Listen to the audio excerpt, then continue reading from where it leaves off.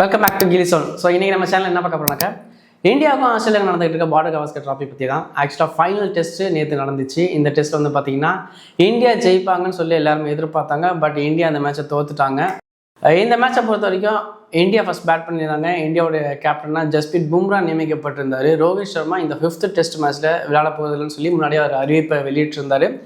அது டீமுக்குள்ளே நிறைய குழப்பங்கள்லாம் உண்டாயிருச்சு தான். கம்பீருக்கும் ரோஹித் சர்மாவுக்கும் பிரச்சனையான்னு சொல்லி நிறைய கேள்விகள்லாம் இருந்தது.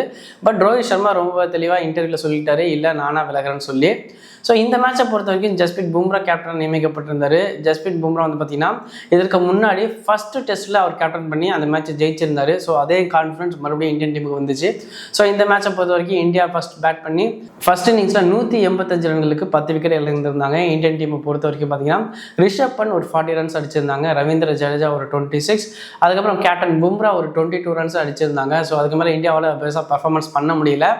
பிச்சு வந்து பார்த்திங்கன்னா பவுலிங்க்கு சாதகமாக இருக்குன்னு சொல்லி நிறைய பேர் கமெண்ட் சொல்லியிருந்தாங்க. பட் இருந்தாலும் வந்து பார்த்திங்கன்னா இந்தியன் டீம் வந்து பேட்டிங் தான் செலக்ட் பண்ணியிருந்தாங்க. ஸோ அதுக்கப்புறம் வந்து பார்த்திங்கன்னா அந்த ஃபஸ்ட் டேவோட எண்டில் ஆஸ்திரேலியா பேட் பண்ணாங்க. ஆஸ்திரேலியா வந்து பார்த்திங்கன்னா இனிஷியலாக வந்து பார்த்திங்கன்னா ஒரே ஒரு விக்கெட்டை மட்டும் இழந்திருந்தாங்க. வேறு யாரில் உஸ்மான் காஜா வழக்கம் போல் நம்ம ஜஸ்பிரீத் பும்ராவோட பந்து வீச்சில் கடைசி பாலில் தன்னுடைய விக்கெட்டை அவர் இழந்தார். இதற்கு முன்னாடி வந்து பார்த்திங்கன்னா அதாவது கடைசி பால் போகிறதுக்கு முன்னாடி ஆஸ்திரேலியா ஓப்பனராக இருக்கக்கூடிய 19 வயசான கூடிய காஸ்டஸ், அதாவது சாம் கான்ஸ்டஸ் அப்படிங்கிற பேட்ஸ்மேன் வந்து பார்த்திங்கன்னா நம்ம ஜஸ்பிரீத் பும்ராகிட்டே வம்புழுத்தார். ஆக்சுவலாக பயங்கரமாக ஜஸ்பிரீத் பும்ரா ரொம்ப ஹீட் ஆகிட்டார்.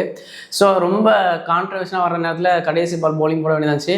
அந்த பால் வந்து பார்த்திங்கன்னா நம்ம குவாஜா பேட் பண்ணியிருந்தார். அவரோட விக்கெட்டை செலிப்ரேட் பண்ணி ஆக்சுவலாக அவரோட விக்கெட் எடுத்த பிறகு வந்து பார்த்திங்கன்னா எல்லா ஹோல் டீமே வந்து பார்த்திங்கன்னா சாம் கிட்ட தான் போய் நின்னாங்க. அந்தளவுக்கு அவர் ஹீட் பண்ணதுனால அந்த ரியாக்ஷன் பயங்கரமாக இருந்துச்சு. ஸோ அதோட பவரோட அந்த மேட்ச் வந்து பார்த்திங்கன்னா ஃபஸ்ட் டைம் முடிஞ்சிச்சு. ஸோ செகண்ட் டே வந்து பார்த்திங்கன்னா மறுபடியும் வந்து பார்த்திங்கன்னா ஆஸ்திரேலியா பேட் பண்ணியிருந்தாங்க. ஆஸ்திரேலியா இந்த மேட்ச்சில் பெருசாக பர்ஃபார்மன்ஸ் பண்ணலை. ஆக்சுவலாக வந்து பார்த்திங்கன்னா 200 எபோவ் அடிப்போன்னு எதிர்பார்த்தாங்க. பட் அவங்களால அந்த ஸ்கோர் பண்ண முடியல. இந்தியாவோட ஸ்கோரை விட ஒரு 4 ரன்கள் கம்மியாக தான் அவங்க ஸ்கோர் அடிச்சிருந்தாங்க. பெருசாக யாரும் பர்ஃபார்மன்ஸ் பண்ண முடியல. ஸ்டீவ் ஸ்மித் மட்டும் கொஞ்சம் சூப்பராக ப்ளே பண்ணார். பட் அவராலையும் பெருசாக ஸ்கோர் பண்ண முடியல. பிரதீப் கிருஷ்ணா அவர் வந்து ஒரு 3 விக்கெட் எடுத்திருந்தார். இவர் முன்னாடி டீமில் செலக்ட் பண்ணியிருக்கலாம் அப்படிங்கிற அளவுக்கு ஃபீலிங் இருந்துச்சு. அவர் நல்லாவே பவுலிங் போட்டிருந்தார். ஜஸ்பிரீத் பும்ரா வந்து பார்த்திங்கன்னா நடுவில் கொஞ்சம் இன்ஜுரி வந்ததுனால அவர் வந்து ப்ளே பண்ணலை. அதுக்கப்புறம் நம்ம Virat கோலியை captain நியமிச்சிருந்தாங்க. So Virat Kohli captain பண்ணார். மறுபடியும் விராட் கோலி கேப்டனாக பார்க்குறது உண்மையில் நல்லா இருந்துச்சு. ஸோ அதுக்கப்புறம் வந்து ஃபைனலாக பார்த்திங்கன்னா ஆஸ்திரேலியா 181 ரன்களுக்கு 10 விக்கெட்டை அவங்க இழந்துட்டாங்க. ஸோ மறுபடியும் இந்தியா பேட் பண்ணாங்க. இந்தியாவுடைய பேட்ஸ்மேன் இருக்கக்கூடிய ஜெய்ஸ்வால் வந்து பார்த்திங்கன்னா ஸ்டார்க் வீசினா முதல் ஓவர்லேயே 4 4 அடித்து ரொம்ப கலக்கியிருந்தார். அவருடைய பேட்டிங் பார்க்குறது நல்லா இருந்துச்சு. கேஎல் ராகுல் நல்லா சாலிடாக ப்ளே பண்ணார். பட் இருந்த போதிலும் ஒரு முக்கியமான பாலாக இருக்கக்கூடிய ஸ்டார்க்கு, கம்மிங்ஸ் இவங்க எல்லாரும் ஈஸியாக இந்தியன் டீம் ஹேண்டில் பண்ணியிருந்தாலும் போலண்டுடைய பந்து வீச்சில் இந்தியா கொலாப்ஸ் ஆகிட்டாங்க. உண்மையில் சூப்பராக போலிங் போகிறார் அந்த போலந்து. ஆக்சுவலாக வந்து பார்த்தீங்கன்னா ஹேசல்வுட்டுக்கு ரீப்ளேஸ்மெண்ட்டாக தான் அவர் வந்திருந்தார். பட் அவருடைய பர்ஃபார்மன்ஸ் பார்க்குறது உண்மையாக சூப்பராக இருந்துச்சு.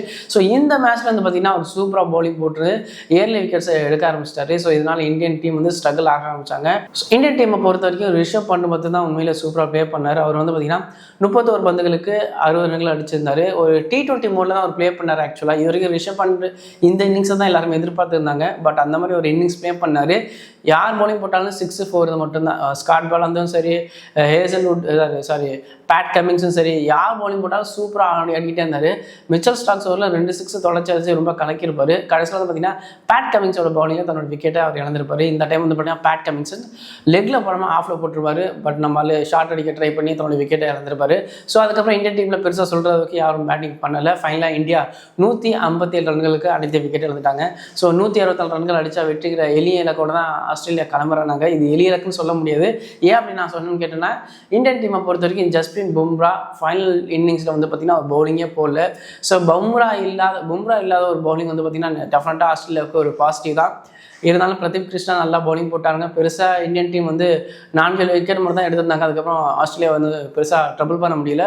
ஸோ ஃபைனலாக இந்த மேட்ச் வந்து பார்த்திங்கன்னா ஆஸ்திரேலியா வின் பண்ணிட்டாங்க. அது மட்டும் இல்லாமல் அதாவது இந்த வின்னிங் மூலிமா WTC ஃபைனல் போகிறதுக்கான எல்லா தகுதிகளும் ஆஸ்திரேலியா அன்றைக்கி கிடைச்சிருச்சு. ஸோ இந்தியன் டீம் டெஃபினட்டாக இனிமேல் WTC ஃபைனலுக்கு போக முடியாது. அவங்க இழந்துட்டாங்க இந்த சீரீஸை. 3-1 கணக்கு இந்தியா அந்த சீரீஸை இழந்துட்டாங்க. கிட்டத்தட்ட ஒரு 10 வருஷம் கழிச்சு பார்த்திங்கன்னா பார்டர் கவாஸ்கர் ட்ராஃபியை வந்து ஆஸ்திரேலியா ஜெயிச்சிருக்காங்க. ரியலியாக வந்து பார்த்திங்கன்னா பேட் கமிங்ஸை நம்ம பாராட்டே ஆகணும். எல்லா விதமான டோர்னமெண்ட்லேயும் அவர் கலக்கி சூப்பராக ஜெயிச்சு கொடுத்து ஆஸ்திரேலியாவுக்கு கம்பேக் ஆகிட்டே இருக்கிறாரு. ஸோ 10 வருஷம் கழிச்சு இந்த பார்டர் கவாஸ்கர் ட்ராஃபியை ஆஸ்திரேலியா வின் பண்ணியிருக்காங்க. ஸோ இந்த மாதிரி கிரிக்கெட் சம்மந்தமான நியூஸை நீங்கள் பார்க்கணும்னு நினச்சிங்கன்னா மறக்காமல் எங்கள் சேனலை சப்ஸ்கிரைப் பண்ணிக்கோங்க. தேங்க்யூ.